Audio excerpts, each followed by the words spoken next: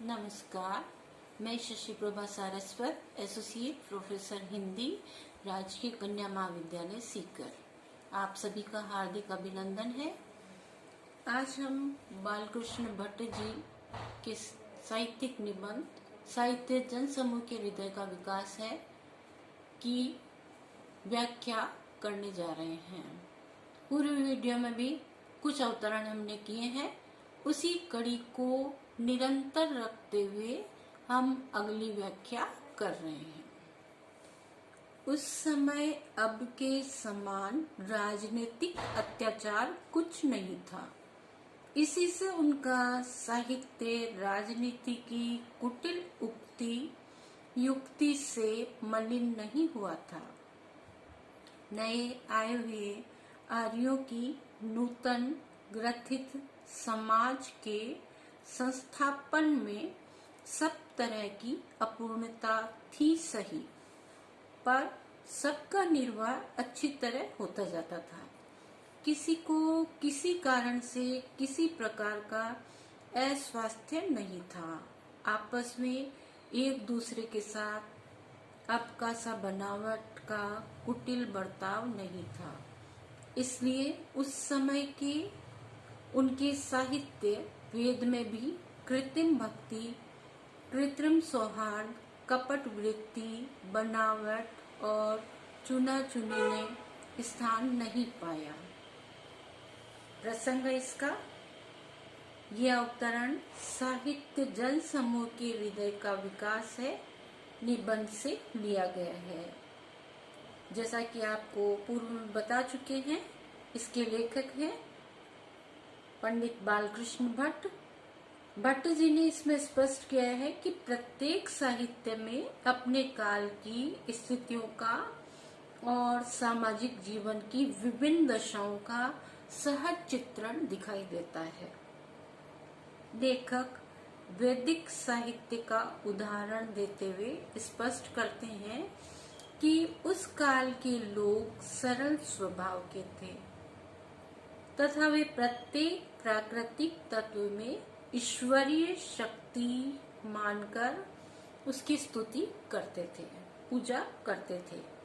उदाहरण के लिए उषा, मरुत, सविता, सूर्य इत्यादि की पूजा करते हुए वैदिक कालीन समाज के लोगों ने विभिन्न सूक्तों और मंत्रों की रचना की। उस समय उनके सामने प्राकृतिक वातावरण अत्यंत ही मधुर था और वे आज की तरह राजनीतिक अत्याचारों से ग्रसित नहीं थे। इसी कारण वैदिक साहित्य में परवर्ती साहित्य की तरह न तो राजनीतिक कुटिल चालों का उल्लेख है और न ही उसमें छल कपटपूर्ण व्यवहार की मलिनता दिखाई देती है। जब आर्य लोग बाहर से यहाँ नए नए आए ही थे तो उस समय उनकी समाज रचना एकदम से सुव्यवस्थित नहीं थी। उसमें कई प्रकार की बातों की अपूर्णता थी। फिर भी उन नवागत आर्यों के हृदय अत्यंत निष्कपट, उदार और पवित्र भावनाओं से भरे हुए थे। इसलिए सामाजिक जीवन में अव्यवस्था होने पर भी उनका जीवन निर्वाह सरलता से हो जाता था।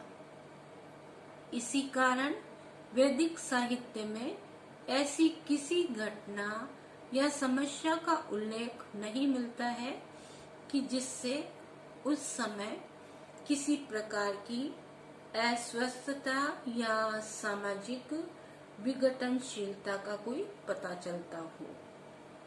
वैदिक साहित्य से परवर्ती साहित्य की तुलना करते हुए लेखक स्पष्ट कर रहे हैं कि वैदिक काल में आर्यों का समाज विकास की प्रारंभिक दशा में ही था। उनके सामाजिक जीवन में एक दूसरे के साथ बनावटी व्यवहार नहीं था, परंतु परवर्ती साहित्य के अनुशीलन से ये बात पता चलती है कि सामाजिक जीवन में परस्पर विभेद, वैमनस्य और बनावटी व्यवहार की अधिकता होने लगी थी तथा लोगों का पारस्परिक व्यवहार बहुत ही कुटिल हो गया था। सामाजिक जीवन की इस विशेषता के कारण वैदिक साहित्य में भी उन्हीं बातों का समावेश दिखाई देता है जो उस समय समाज में प्रचलित था।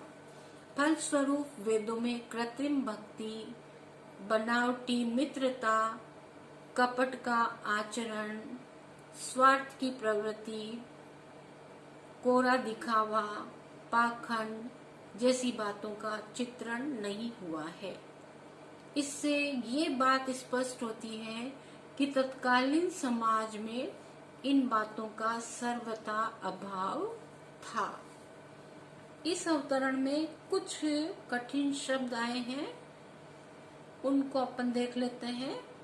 कुटिल, कुटिल का अर्थ होता है दुष्टता पूर्ण।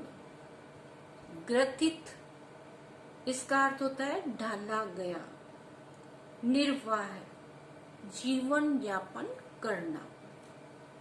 विशेष टिप्पणी के अंतर्गत हम लिखेंगे, लेखक ने वैदिक साहित्य और परवर्ती साहित्य की तुलना करते हुए यह स्पष्ट करने का प्रयास किया है कि प्रत्येक साहित्य में तत्कालीन समाज के आचार, विचार आदि का चित्रण सहज रूप में दिखाई देता है।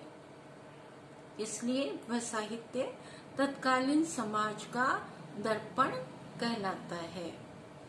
इस निबंध की भाषा अत्यंत सरल, सुबोध, विषय प्रतिपादन में सक्षम है और इसकी शैली विवेचनात्मक है। वाक्य योजना अत्यंत सुगठित है तथा लेखक के व्यक्तित्व की परिचायक है। बहुत बहुत धन्यवाद।